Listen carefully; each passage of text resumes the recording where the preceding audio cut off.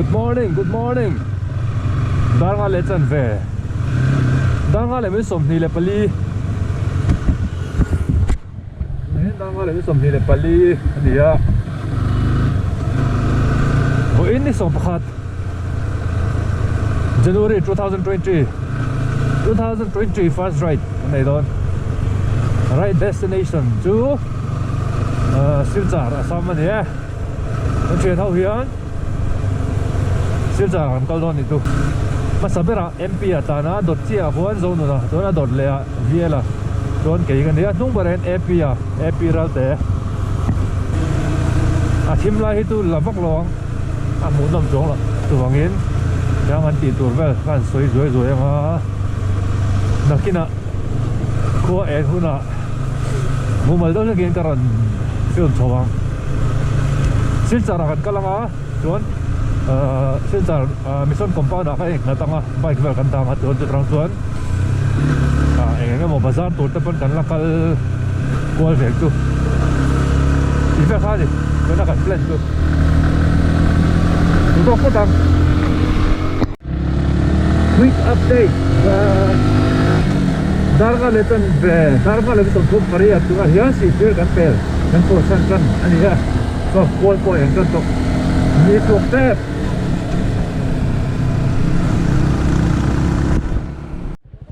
ina be le lo gang dar ko te pa so tha lo lang ba oi so ha de lam kan en leang ko la eng tana ai chum li ni na ko mai lang the mo ko thelo karai pui tur ta kan tilang lang MP the crazy bike kar ne ya AP ralte don zone na viela deuh 250 le FZ 250 le MT15 le Suzuki Gixxer naked 250 zokha ani Silchar kan kal dong ko ti to mo chon voin hi kan right hi sponsor right ne Ramthar Auto Works rote kamin sponsor kan ei in tour song men tum sak don hai free in kan ei in do ni hi nom ton comment chu kan lo me ni Ramthar Auto Works khumi Adidas showroom opposite te khun ni a helmet an zura thildang pon zurin ka sia lo dor vero an sel te men he wen min sponsor top don a ei na lom khop mai do na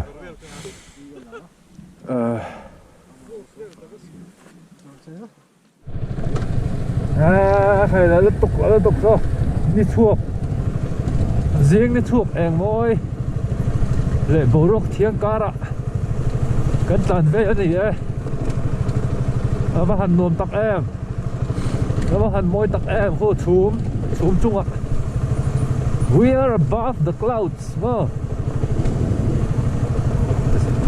nalla to hết tiền riêng một hai lầu cái có hành tắm tặng em cái có một hai lầu ra đây tiền có thể có một bầu vắt rồi lùng đai cần xem à riêng chụp về bazar cô nằm chân đắng mắc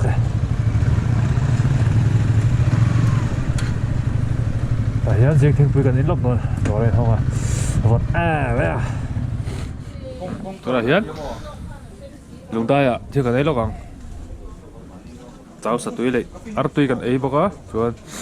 tiền cần thế này mà thì Ramthar Auto Works sẽ phải đón Ramthar Auto Works sẽ mình sponsor này Pujem sa chung là lom khop mày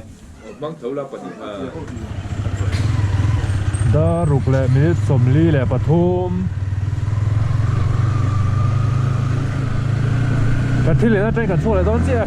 lùng tay nó chẳng hay chuan kan san deuh char to kan tol to bak lawang baga kal kan tu baga tilei kan tu ma ta chuan jing chok kan ya chu kan right na mi ru tur pha he ta ser khan lama not himen lama ni chu ta kan kal thung lo na video ma salam pa epi te kan zu mo na lam pa han ko le siep lut lawin he ta baga chok ne lo na lama han kan kalanga ho lama chuan ko la si lama kan ho thunga kan lama tonin có sĩ vẫn tổ đón lâu đi chú nó chỉ mình làm bằng công chập phía na nuông phía na chứ từ lúc mà tôi vẫn có là đi thuộc đó bồ rốc bộ nuông tới này chính cái là vọt rộng luôn tụi ba cột lẹ kẹp mỏ vọt ngắt ngắt nè chuyên từ cái này qua ra Ramthar auto works zara qua tận trên đây lom khóp bài cán lom khóp bài con vắng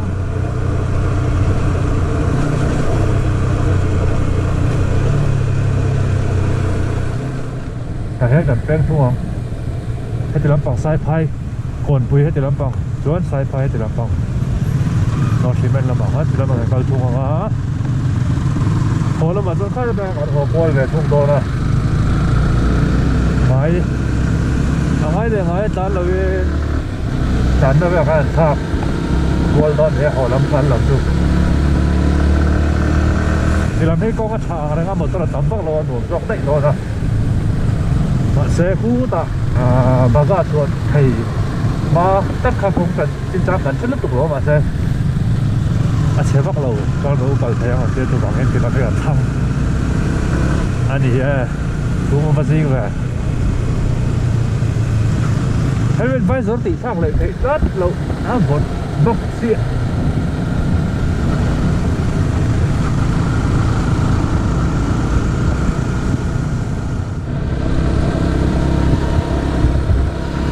đi sắp bụi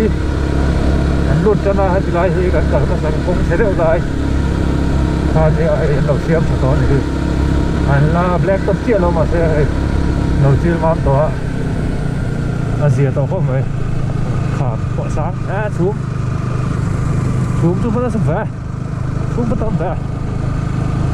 là liên tục hai cái lần ta là viết chặt vậy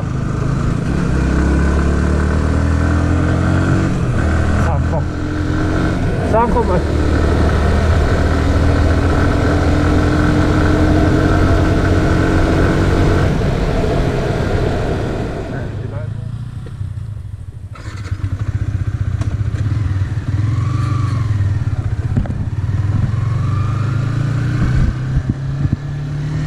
dar đi tới cái lâu đâu dar sai là mấy sông đi là bằng à đánh trộn lấy lúc anh thu được vòng à đánh thu lại đâu chứ cái này rồi thì tụi ăn trộn thì nuông cần tiền cái là trộn không uống tụi nào hiền nốt chân tăng nên cái gì cần có thể là tụi mà sắm về thì nốt chân tăng nên cái gì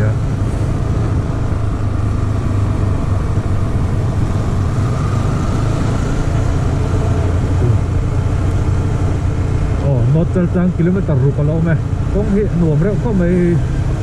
biking có mấy khởi ra đi ạ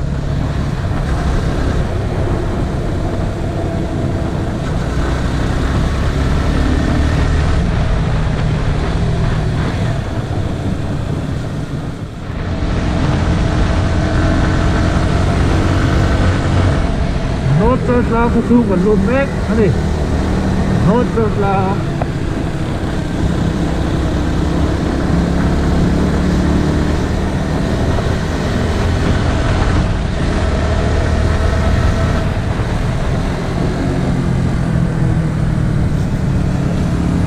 thì lắm còn thì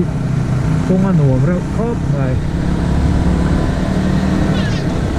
không có thở mà sẽ điện đẹp đâu à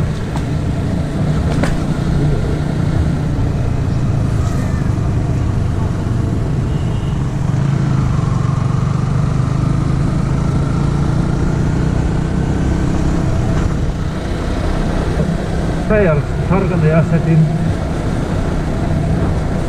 Selling pilot seat ready là theo cả phong về á, cái là tàn quy hoặc là vậy thì long này tao cái tàn quy vời thật nó chủ rồi đi á, thật là cốc này,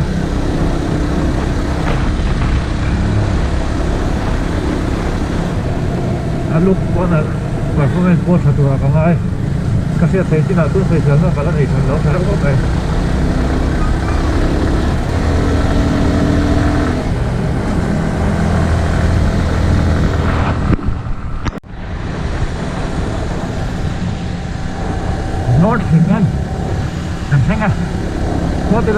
kan tung đâu mà thế là buộc là gì nó rất quá một mỗi một con lô lòng hành tàn tâm được thằng sao hết thì nói thế em bị thế anh dùng một chút mà cái này muốn nói cái này thì nói chuẩn thế kan nó kan nhớ mà thì nói abang thì làm bằng trên chỗ là cái gì rồi có phải thật sự là đủ rồi đi rất là cái làm trên đi có phải thật hèn đó rất là nhiều cái chú phải thật sự là nó đi bên không chung thật chứ nghe thật tiếng nó luôn nè cái dân chuông nó tục tục ở phía dưới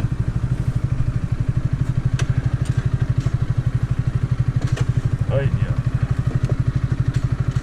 cái dân chuông nó tục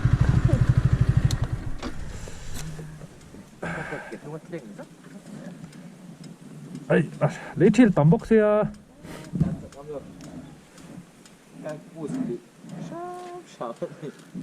này hết nó thì là phần mẹ cả hay đi theo thì đây cái kia chung của anh ấy có tay ngắn chỗ là hay xin quỷ sinh tại mình lâu lùm mắt tôi khóc mà tôi ở đây mình so mà tôi sẽ cần ấy lâu mấy thằng tôi rồi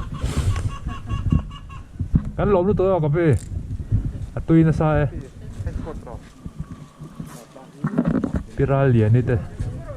chung của nó thì mình veng lại nè nó thì mình phải khóc mày hay cô bật lò mua tụi lắm lâu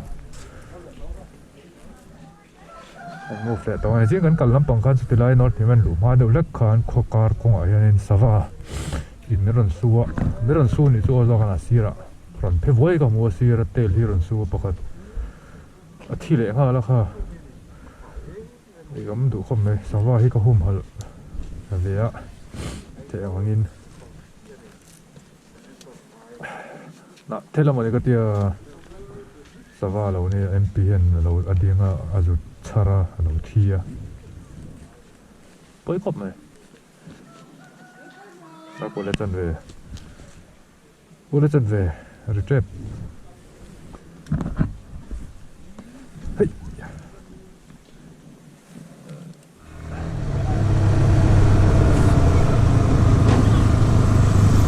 nó thung làm gì này hình lang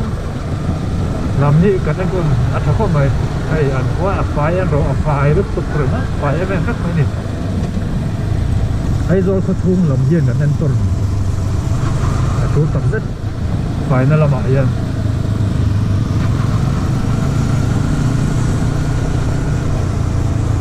thì hiện cần cái lăng á Tuirial lama kita hay project lama Ep.1 cuma anten na test makan tu theilo kamat luôn kita pengen bagal makan yang tu kan sultan dia ani kha lom tu sih sih varian sih lom dia kan tu kalau lo kah chú baga tăng phải toán cho trò cái này chú ta nó baga một số ít tuổi thì ta bên cắt cala chú bé chú ăn này rồi này sai buồn km sống gì ở đâu mẹ có par cũng rất là tụt khi anh ấy lắm đủ thì làm công chúa thà nếu có mấy con liền đến đầu nó trả nó luôn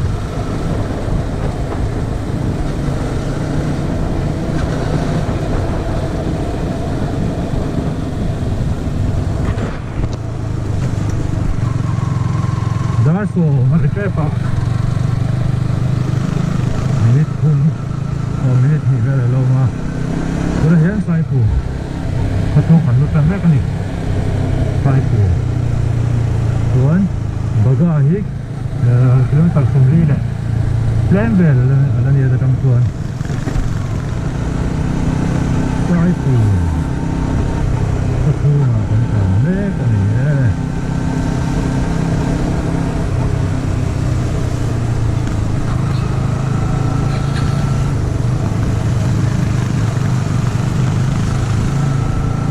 với thật cẩn nó vét là nên tiếng này cái nó nhiều gặp biển nó mà có về thật cẩn đó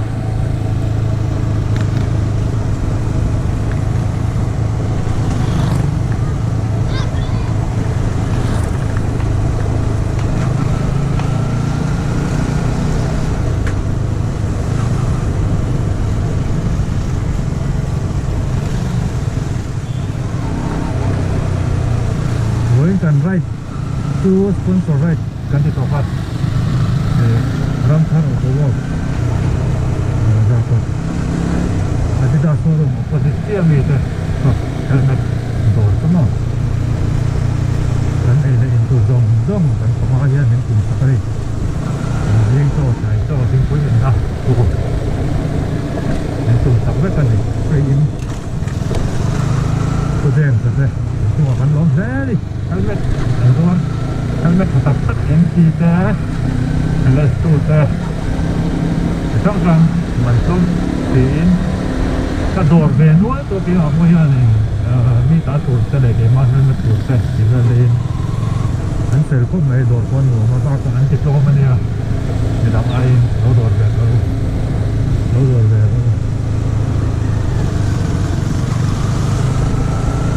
kan mo ve ni sai pu ko to kai ni pia le ya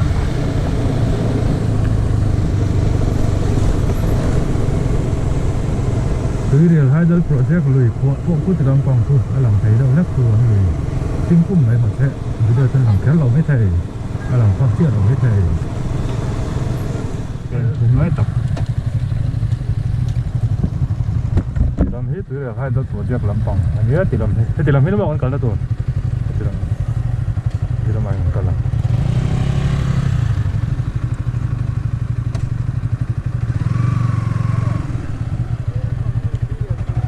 Mo?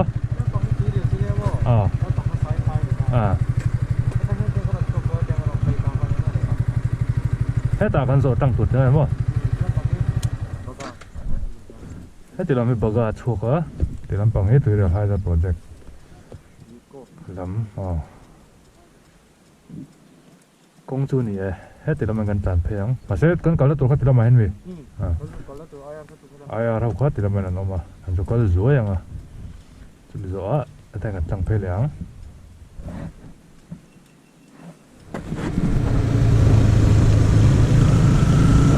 kilometer za bor na kan la to petrol ka thon pul pa pa ala dami ala hei la ala tung pul mai petrol he bak lo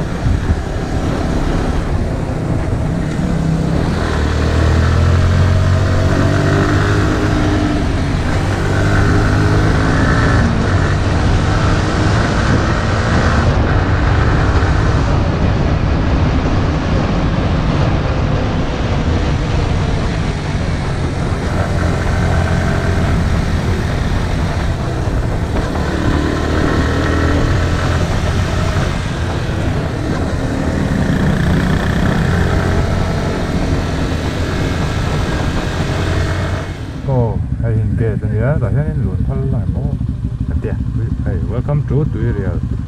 HE project. Còn sắp đó là gì đây?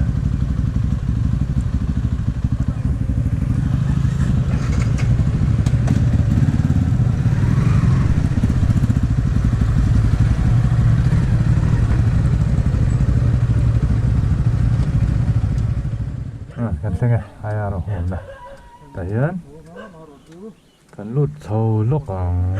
với vóc lầu cho gần lệ thay lệ cho chắc nào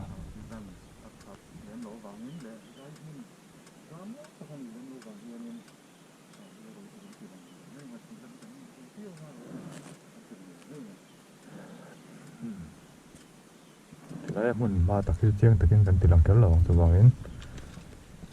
thì là hiện thủ tục mèo ai ra hôm nay cho anh cần suộc lại chưa tuan hết à tới khu gần tiếng lúc bằng kalau kata kalau lawan ni jung kal vet toa tu avangin ti ko ha kan teng dua ya terang kan tang kai kan son pak kurang ayang kal le mai har to do se han pe lok ka tap de na ka ma ko ya ti tuin hey way to dam spillway and intake kan lok rơi vóc lầu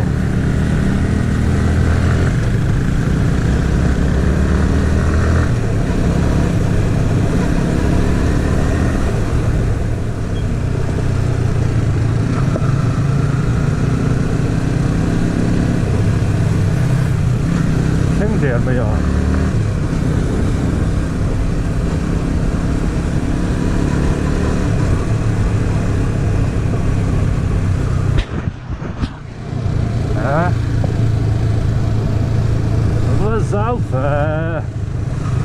có phải thật cỡ nào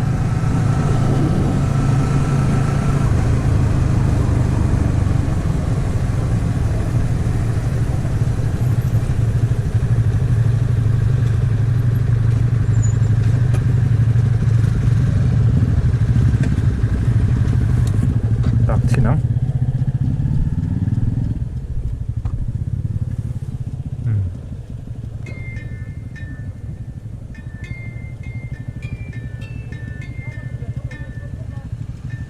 giáo phê mày à ta đây cảnh là hết thì lắm ạ đây nào có thể làm bằng cố chuột là làm bằng gì